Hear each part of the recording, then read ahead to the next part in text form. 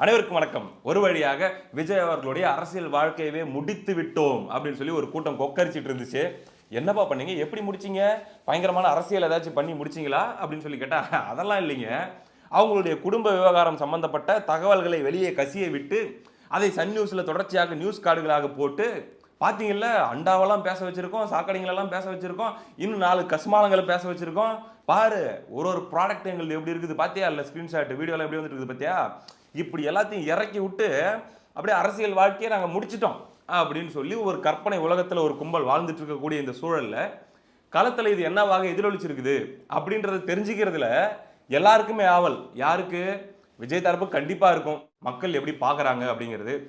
இன்னொரு பக்கம் மற்ற கட்சிகளுக்கும் பெண்களுடைய வாக்குகளை டார்கெட் பண்ணக்கூடிய, பெண்களுடைய வாக்குகள் அதிகமாக விஜய்க்கு போதா, திமுகவுக்கு போதா, அதிமுகவுக்கு போதா அப்படின்னு ஏகப்பட்ட டிபேட் நடந்துட்டு இருக்கிற அந்த சூழல்ல இந்த இஷ்யூவால என்ன மாற்றம் ஏற்பட்டிருக்குது அப்படின்னு தெரிஞ்சுக்கிறதுக்கு இதுல பாருங்க எந்த அளவுக்கு அப்படின்னா, இந்த இஷ்யூவை வெளியே கிளப்பி விட்டு இதை பேசு பொருள் ஆக்கி எல்லாம் பண்ணதுக்கு அப்புறம் மறுபடியும் ஒரு சர்வே எடுத்து பார்க்க போறாங்களாம்.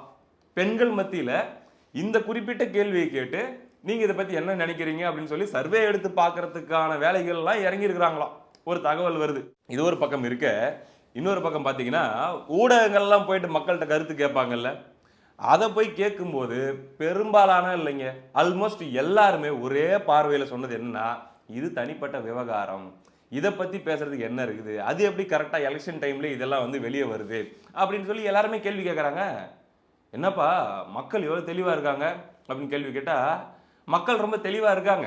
ஏன் அப்படின்னா, உங்கள் கூட 75 வருஷமாக குப்பை கொட்டிட்டு இருக்கிறாங்க. அப்படின்னும் போது அரசியல் எந்தெந்த நேரத்தில் எப்படி எப்படிலாம் பண்ணுவாங்க, அதில் என்னென்ன அழுகுனி ஆட்டம் இருக்கும் அப்படின்னு சொல்லி முன்ன மாதிரி இன்னசென்ட்டாக இல்லாமல் கொஞ்சம் மக்களும் அப்படி திங்க் பண்ண ஆரம்பிச்சிட்டாங்க.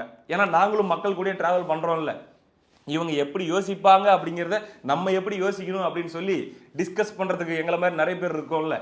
அதனால் மக்கள் நல்லா நறுக்குன்னு தான் கேள்வி கேட்டிருக்கிறாங்க. அது போக இன்னொரு விஷயம் என்ன தெரியுமா, இப்போ நம்ம முதுகுக்கு பின்னாடி மூட்டை மூட்டையாக டன் கணக்கில் குப்பையை சுமந்துக்கிட்டு இன்னொருத்த முதுகுல போயிட்டு பூத கண்ணாடி வச்சு சொரண்டி பார்த்து ஏதாச்சும் கிடைக்குதா அப்படின்னு பார்க்கறத மக்கள் எப்படி பார்ப்பாங்க? ஆமா, இவனுக்கு பெரிய யோக்கியம், இவனுக்கு பெரிய உத்தமனுங்க, இவனுங்க வாழ்ந்த வாழ்க்கையும் இவனுக்கு கதையும் எங்களுக்கு தெரியாதா, போயா அப்படின்னு சொல்லிட்டு போயிட்டே இருக்கிறாங்க. இதுதான் நடந்திருக்குது. களத்தில் இவர்கள் நினைத்த எந்த இம்பாக்டுமே ஏற்படலை, ஏற்படுத்த முடியாதுங்க. இதை தான் நான் சொல்லிட்டு இருக்கிறேன். அண்ணன் சீமான் அவர்கள் விஷயத்தில் இதுதான் நடந்துச்சு. தொடர்ச்சியாக கிட்டத்தட்ட 10 ஆண்டுகள் அவர் மீது பூசப்படாத கரைகளே இல்லை. அவரை வந்து பார்த்தீங்கன்னா தினசரி வீடியோ போட்டு பேசப்படாத வார்த்தைகளே இல்லை. அதை வைத்து நூற்றுக்கணக்கான பேர் போடாத வீடியோக்களே இல்லை, சொல்லாத சம்பவங்களே இல்லை. எல்லாமே நடந்துச்சு இல்லை. அது எந்த வகையில் 3 தேர்தல் அவர் தாண்டி வரும்போது என்ன தாக்கத்தை ஏற்படுத்துச்சு? அந்த விஷயத்தால நாம் தமிழருடைய ஓட்டு விழுக்காடோ, நாம் தமிழருடைய ஆதரவோ எங்கேயுமே குறையிலையே, ஆதரவு அதிகமாகிட்டு தானே போச்சு. ஸோ இந்த ஒரு குறிப்பிட்ட தனிப்பட்ட விவகாரங்களை வைத்து, அல்லது குடும்பம் சம்பந்தப்பட்ட விவகாரம், அல்லது வந்து உறவுகள் சம்பந்தப்பட்ட விவகாரம், இதை வைத்து ஒரு தலைவரையோ அல்லது வந்து ஒரு அரசியல் கட்சியோ காலி பண்ணிட முடியும்னு சொல்லி எந்த அரசியல் கட்சி நினைச்சாலும் அது 5 பைசா கூட உதவாம தான் போகும் அப்படிங்கிறது தான் வரலாறு நமக்கு சொல்லுது. அது மட்டும் இல்லை, இவங்க என்னதான் ஊடகங்களில் போட்டு உருட்டிட்டு இருந்தாலுமே கூட அடுத்து விஜய் அவர்கள் வெளியே வர்றது, மக்கள் சந்திப்பு, அவருடைய இயல்பான அரசியல் நடவடிக்கைகள்னு 1, 2 ஆரம்பிச்சாருனாலே ஒட்டுமொத்தமாக இது ஒன்றும் இல்லாமல் போயிடும், டோட்டலாக காலி ஆகிடும். இவ்வளோதான்.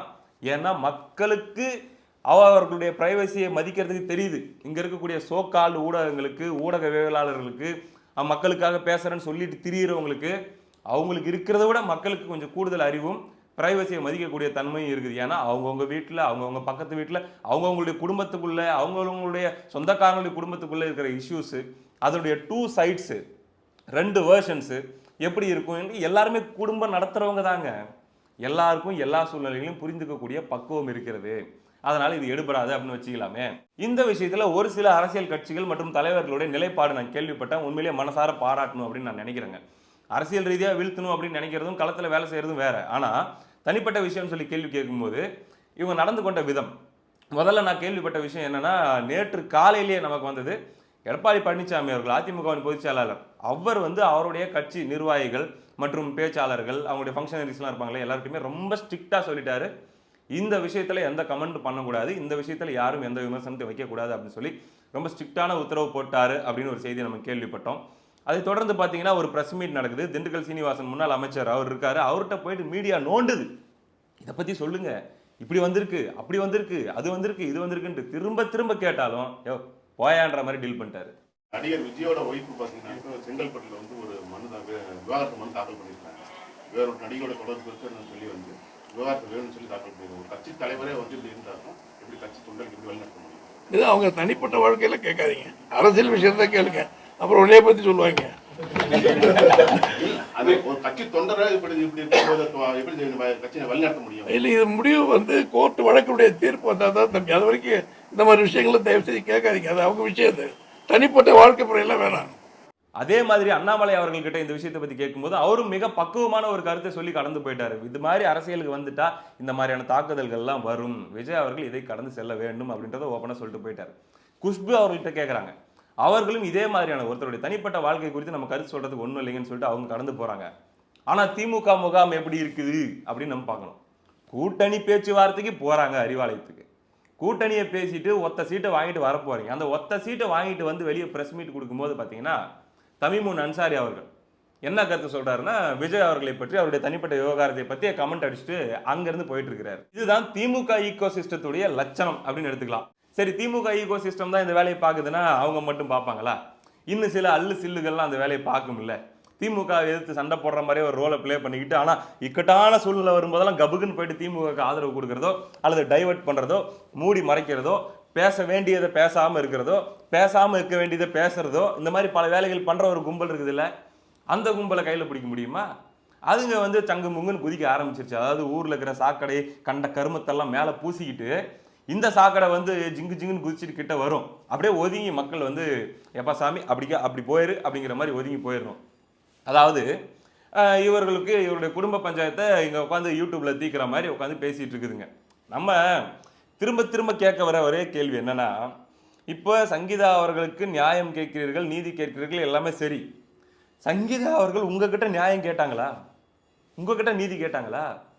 அவங்களுக்கு தனிப்பட்ட வாழ்க்கையில் பிரச்சனைகள் இருக்கலாம், அவங்க குடும்பத்துக்குள்ள பல விவகாரங்கள் இருக்கலாம், அவருடைய கணவரோட பிரச்சனை இருக்கலாம், இருக்கட்டும். அவங்க நீதி கேட்டது கோர்ட்லையும் கூட அவங்க தெள்ள தெளிவாக என்ன பதிவு பண்ணுறாங்க, இது ரொம்ப பிரைவேட்டா நீதிபதி மற்றும் அவர்கள் குடும்பம் மற்றும் அவர்களுடைய வழக்கறிஞர்கள் இவர்கள் மத்தியில் வைத்து இந்த விசாரணை ஆகட்டும், இந்த இரண்டு தரப்பு வாதங்கள் ஆகட்டும், இதற்கான இறுதி முடிவுகள் ஆகட்டும் வரணும் அப்படிங்கிறது தான் அவங்களுடைய பெட்டிஷன்லேயே அவங்க பதிவு பண்ணியிருக்கிறாங்க. அந்த பெட்டிஷன் வந்து வெளியே லீக் ஆகுது. எப்படி லீக் ஆகிருக்குது அப்படின்னு தான் நீ கேட்கணும். இப்போ அவர்களுடைய விருப்பமே என்னன்னா, அவர்களுடைய குடும்ப விவகாரத்தை பற்றி யாரும் உட்காந்துக்கிட்டு என்னை பற்றியோ என் பிள்ளைங்களை பற்றியோ அல்லது என் கணவரை பற்றியோ நல்லதோ கெட்டதோ நீங்கள் பேசுகிறத அவங்க விரும்பலை அப்படிங்கிறதான அவங்க தெளிவாக சொல்கிறாங்க. அந்த பெட்டிஷன்லேயே அவங்க சொல்கிறாங்க. அதை எடுத்துக்கிட்டு நான் நீதி கேட்குறேன், உன்னை எவன்டா கேட்டான்? உங்கள்கிட்ட யார் கேட்டா? முதல்ல நீதி கேட்கணுன்னா எங்கேருந்து தெரியுமா ஆரம்பிக்கணும்? அவர்களுடைய பிரைவசியை மீறி அவர்களுடைய விருப்பத்துக்கு மாறாக அந்த பெட்டிஷனை வெளியே லீக் பண்ண நாய் யாரு? இப்போ இது வெளியே லீக் ஆனதுனால விஜய் அவர்களுக்கு அதிர்ச்சி, டிவிக்கு அதிர்ச்சி, விஜய் அவர்களுக்கு மிகப்பெரிய பின்னடைவு அப்படின்னு பேசிட்டுக்கிறீங்கல்ல. அவங்க சங்கீதா அவர்களுக்கு மட்டும் ரொம்ப சந்தோஷமா இருக்குமா?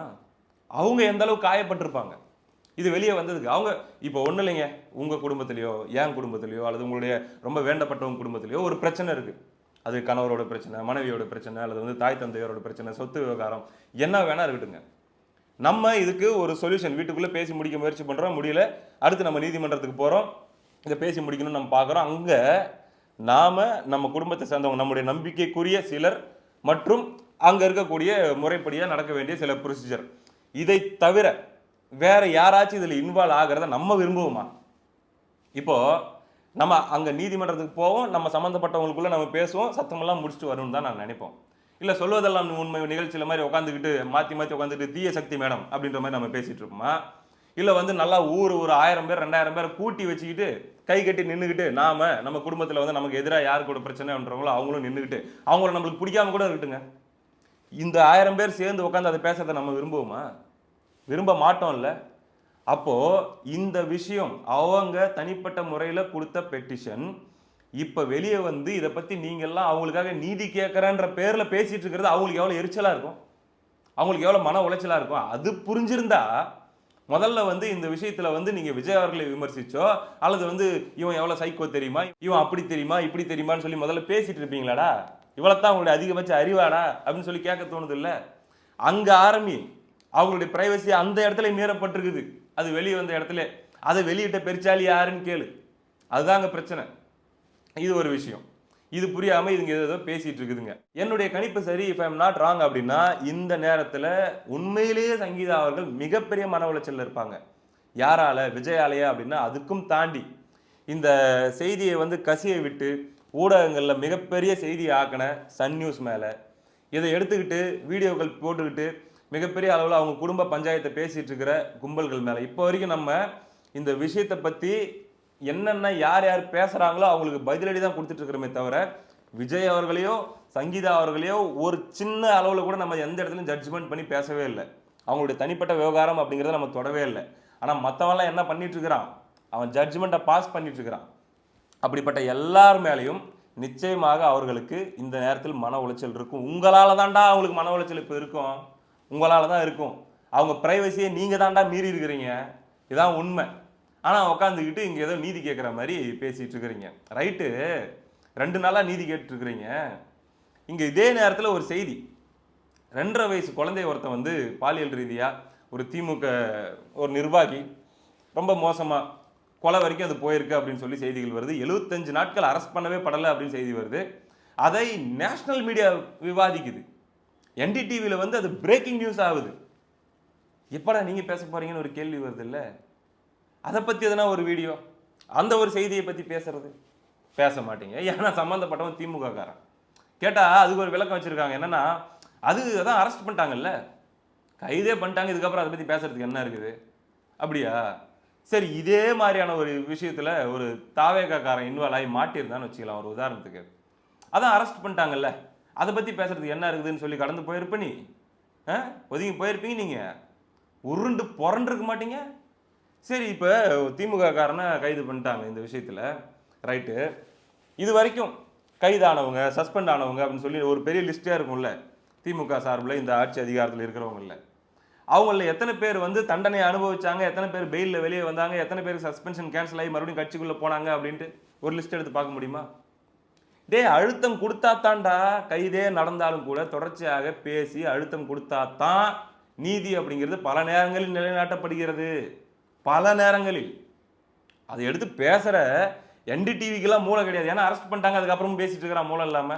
இப்போ நாங்கள் அப்படியே கமுக்கமா பம்மிட்டு இருக்கிறோம் பாரு பேசாம, ஏன்னா அரெஸ்ட் பண்ணிட்டாங்கல்ல ஏற்கனவே அப்படின்ட்டு. எங்களுக்கு தான் மூளை அதிகம். ஏன்னா அவன் திமுக காரன் இல்லையா? சரி, ரைட்டு, இது கூட விடுவோம். அடுத்து அப்படியே போவோம். 1,00,000 பேர் எக்ஸாம் எழுதினாங்க. 1,00,000 பேர் வேலை கிடைக்குதுன்னு சொல்லி கஷ்டப்பட்டு படிச்சுட்டு அவன் தூக்கம் இல்லாம ராத்திரி பகலா உழைச்சி படிச்சுட்டு வந்து தேர்வு எழுதுறான் 2500 போஸ்ட்டுக்காக. ஆனா அந்த 2500 போஸ்ட்டுக்காக தேர்வு எழுதினவங்களுக்கு அவங்களுக்கு போஸ்ட் போடாம உட்கார்ந்த இடத்துல இருந்து அவங்களுடைய லேப்டாப்ல அவங்களுடைய ஆபீஸ்ல உட்கார்ந்த இடத்துல இருந்து காசை வாங்கிட்டு 25 லட்சம் 35 லட்சம் சொல்லி போஸ்டிங்க்கு காசை வாங்கிட்டு அவங்க விருப்பப்பட்டவங்களுக்கு போட்டிருக்காங்கன்னு சொல்லி ஒரு குற்றச்சாட்டு எங்ககிட்ட ஆதாரத்தோட மாட்டி இருக்குது அப்படின்னு சொல்லி அமலாக்கத்துறை 3 கடிதம் எழுதியிருக்குது.